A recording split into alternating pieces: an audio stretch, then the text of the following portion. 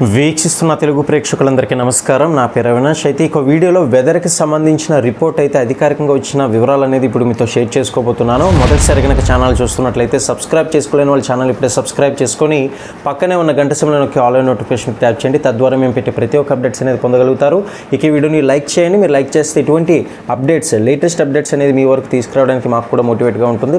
మర్చిపోకుండా like and share చేయండి. ఇక వివరాలు చూసేద్దాం. దేశవ్యాప్తంగా కూడా ఋతుపవనాలు మళ్ళీ కూడా ఉధృతంగా మారుతున్నాయి. అయితే భారత వాతావరణ శాఖ ఐఎండీ తాజా హెచ్చరికల ప్రకారం ఉత్తర, దక్షిణ, ఈశాన్య భారతదేశంలోని అనేక రాష్ట్రాల్లో రాబోయే రోజుల్లో భారీ నుంచి అతి భారీ వర్షాలు కురిసే అవకాశం ఉంది. మరి ముఖ్యంగా చూసినట్లయితే కొన్ని రాష్ట్రాలకైతే ముప్పు అయితే ఉందని చెప్పి మరి ఈ యొక్క సందర్భంగా వారు తెలియజేయడం కూడా జరిగింది. కొన్ని ప్రాంతాల్లో ఉరుములు, మెరుపులతో కూడిన వర్షాలు పడే అవకాశాలు ఎక్కువగా ఉన్నాయని, గంటకు 40 నుంచి 60 కిలోమీటర్ల వేగంతో ఈదురుగాలులు ఎక్కువగా వీచే అవకాశాలు కూడా ఉంటుందని అధికారులు ఈ యొక్క సందర్భంగా తెలియజేశారు. మరి ముఖ్యంగా చూస్తే కొన్ని ప్రాంతాల్లో తేలికపాటి నుంచి మోస్తరు వర్షాలు కురుస్తుంది. అదేవిధంగా వాతావరణంలో కాస్త మబ్బులు, అదే క్లౌడీగా ఉండడం వంటివి కూడా చూస్తూ ఉన్నాం. ముఖ్యంగా విశాఖపట్నంలో మొన్న 2 రోజులు ఇదే పరిస్థితులు నెలకొంది. దీనివల్ల విశాఖలో సముద్రం కెరటాలు కూడా చాలా విపరీతంగా ముందుకైతే వచ్చేసింది. కానీ 2 రోజుల నుంచి కొంచెం ఎండలు అయితే కనిపిస్తూ ఉన్నాయి. మళ్ళీ ఆగస్టులోకి అడుగు పెట్టాం కాబట్టి సాధారణంగా ఆగస్టు నెల వచ్చేసరికి కొంచెం ఎండాకాలంలో కనిపిస్తూ ఉంటాయి. గత జూలై, జూన్ ఇవన్నీ కూడా కొంచెం వర్షాలు తేలికపాటి నుంచి మోస్తరు వర్షాలు కురిసినప్పటికీ ఆగస్టు నెలలో మాత్రం కాస్త ఎండలు కనిపిస్తుంది. ఇప్పుడు ఏంటంటే ఈ వాతావరణం కాస్త భిన్నంగా ఉండొచ్చని మరికొంతమంది అధికారులు అయితే సూచిస్తున్నారు.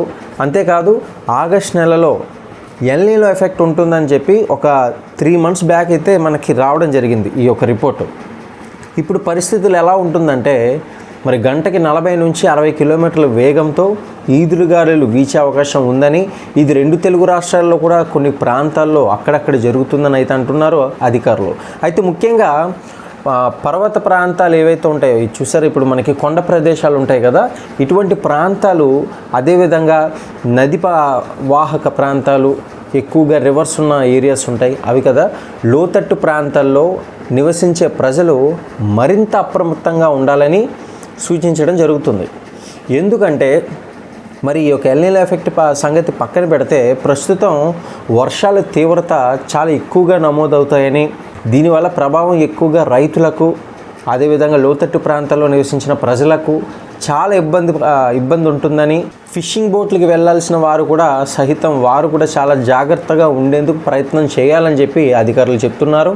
అయితే వాతావరణ శాఖ హెచ్చరికల ప్రకారం అస్సాం, మేఘాలయ, అరుణాచల్ ప్రదేశ్ వంటి ఈశాన్య రాష్ట్రాల్లో అత్యంత భారీ నుంచి ఎక్కువగా వర్షాలు కురిసే అవకాశం ఉందని, అలాగే ఉత్తరాఖండ్ మనందరికీ తెలిసిందే కదా, ఇప్పటికీ అస్సాంలో మనం చాలా వరకు పరిస్థితులు ఎంత దారుణంగా ఉందో టీవీ ఛానల్స్లో చూస్తూనే ఉన్నాం. ఇక హిమాచల్ ప్రదేశ్, ఉత్తరప్రదేశ్, బీహారు, అదేవిధంగా పశ్చిమ బెంగాలు, మరి అదేవిధంగా సిక్కిం వంటి రాష్ట్రాల్లో కూడా భారీ వర్షాలు నమోదయ్యే సూచనలు పుష్కలంగా కనిపిస్తున్నాయని అధికారులు చెప్తున్నారు.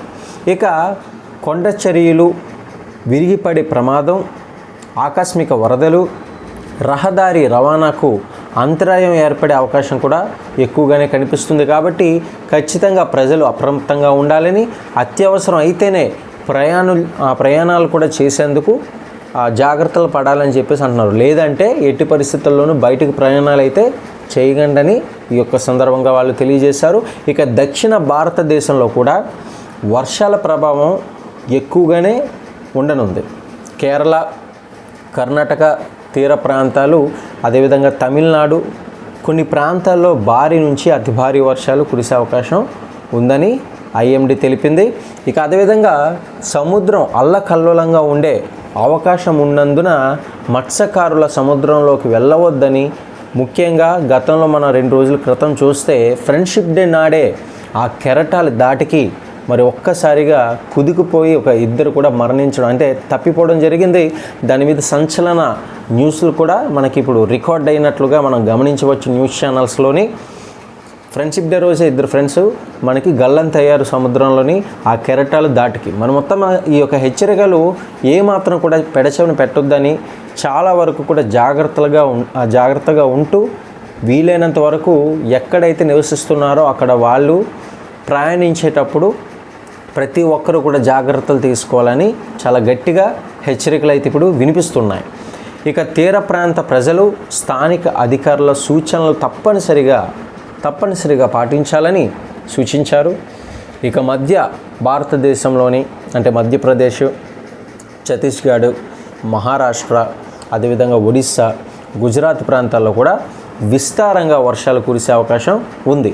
ఇక కొన్ని ప్రాంతాల్లో తక్కువ సమయంలోనే అధిక వర్షపాతం అయితే నమోదయ్యే అవకాశం కూడా ఉండడంతో పట్టణాల్లో నీటి మునిగే పరిస్థితులు ఉంది కాబట్టి ట్రాఫిక్ సమస్యలు అదేవిధంగా విద్యుత్ అంతరాయాలు ఏర్పడే అవకాశం కూడా ఉందని అధికారులు చెప్తున్నారు. నిజానికి ఏంటంటే ఇప్పుడు చెప్తున్న ఈ వివరాలన్నీ కూడా ఆగస్టు నెలలో వచ్చే పరిస్థితులు ప్రమాదాలు ఇవన్నీ కూడా సూచిస్తున్నాయి. ఇక రైతులు తమ పంటలను రక్షించేందుకు ముందస్తు చర్యలు తీసుకోవాలని కూడా సూచిస్తున్నారు. మన గతంలో చూసినట్లయితే చిన్న చిటగా వర్షానికి కూడా రైతుల కోసం కానీ లేకపోతే ఫిషింగ్ బోట్లకు వెళ్ళే వారి కోసం కానీ ప్రతిదీ చెప్తారు. కానీ ఇప్పుడు మాత్రం సముద్రం కూడా అల్లకల్లోలం అయ్యే పరిస్థితి ఉందంటే ఎంత ప్రభావం ఉంటుంది ఈ యొక్క తుఫాను వల్ల. ఈ యొక్క వర్షాల తీవ్రత పెరగడంతో ప్రజలంతా కూడా ఆందోళన చెందాల్సిన పరిస్థితులు చూస్తామని, ఖచ్చితంగా ఈ యొక్క భారీ వర్షాల నేపథ్యంలో ప్రజలు అనవసర ప్రయాణాలు అయితే తగ్గించాలని, వరదలు వచ్చే అవకాశం కూడా ఉన్నాయని, వాగులు, నదులు, చెరువుల వద్దకు వెళ్లకుండా ఖచ్చితంగా జాగ్రత్తలు పడాలని IMD సూచిస్తుంది. ఇది నదుల కోసం, రివర్స్ కోసం, వాటి కోసం చెప్పడం అనేది అంత చిన్న పని కాదండి, చిన్న విషయం కాదు. అంటే మరి ఎందుకు అంత తీవ్రంగా ఖండిస్తున్నారు అనేది మనం అర్థం చేసుకోవాలి. మత్స్యకారులకే కాదు, రైతులకే కాదు, ఆఖరికి బయట నివసిస్తున్న ఈ లోతట్టు ప్రాంతాల్లో నివసిస్తున్న వారు సైతం ఈ నదుల దగ్గరికి కానీ చెరువుల దగ్గరికి కానీ వెళ్ళొద్దని కూడా ఈ యొక్క వరదలు అంత ఘోరంగా ఉంటుంది అన్నట్లుగా చెప్తున్నారంటే మనం అర్థం చేసుకోవాలి. మరి ఒక పక్క చూస్తూ ఉంటే కొన్ని ప్రాంతాల్లో అయితే వర్షాలే పడడం లేదండి. విశాఖలో గత 2 రోజుల నుంచి ఎండలు కాస్తూ ఉన్నాయి. మరి ఇప్పుడు IMD చెప్తున్న ఈ మ్యాటర్ని ఎంత సీరియస్గా తీసుకోవాలన్నది మరి వాతావరణ మార్పులో ఆధారపడి ఉంటుంది. ఈ వర్షాల తీవ్రత ఎక్కువగా ఉండే ప్రాంతాలు ఏవైతే ఉన్నాయో స్థానిక ప్రభుత్వాలు ఇప్పటికే సహాయక బృందాలను అప్రమత్తం చేశాయి. అయితే వాతావరణ పరిస్థితులు వేగంగా మారే అవకాశం ఉన్నందున ప్రజలు ఎప్పటికప్పుడు అధికారిక వాతావరణ హెచ్చరికలు గమనిస్తూ ఉండాలని, జాగ్రత్తలు తీసుకోవాలని అధికారులు విజ్ఞప్తి చేశారు. చూశారు కదా, మరి ఇది సడన్గా మారే అవకాశం ఉంటుందని చెప్తున్నారు. ఇప్పుడు ప్రస్తుతానికి అక్కడక్కడ ఎండలు అవన్నీ ఉన్నప్పటికీ కూడా ఈ పరిస్థితులు దారుణంగా మారే అవకాశాలు ఉంది. అంటే ఎండ నుంచి ఒక్కసారిగా తీవ్రత వర్షాలకు వెళ్ళే ప్రమాదం ఉంది. కాబట్టి ప్రతి ఒక్కరు కూడా జాగ్రత్తలు తీసుకోవాలని సడన్గా ఈ యొక్క ప్రభావం చూపిస్తుంది అనేది మనకి ఈ యొక్క సందర్భంగా అర్థమవుతుంది. అందుకని ప్రతి ఒక్క అప్డేట్స్ని ఫాలో అవుతూ ఉండండి. ప్రతి ఒక్క లేటెస్ట్ అప్డేట్స్ అయితే ఛానల్ ద్వారా అందజేస్తాము. లైక్ చేసి పెట్టుకోండి.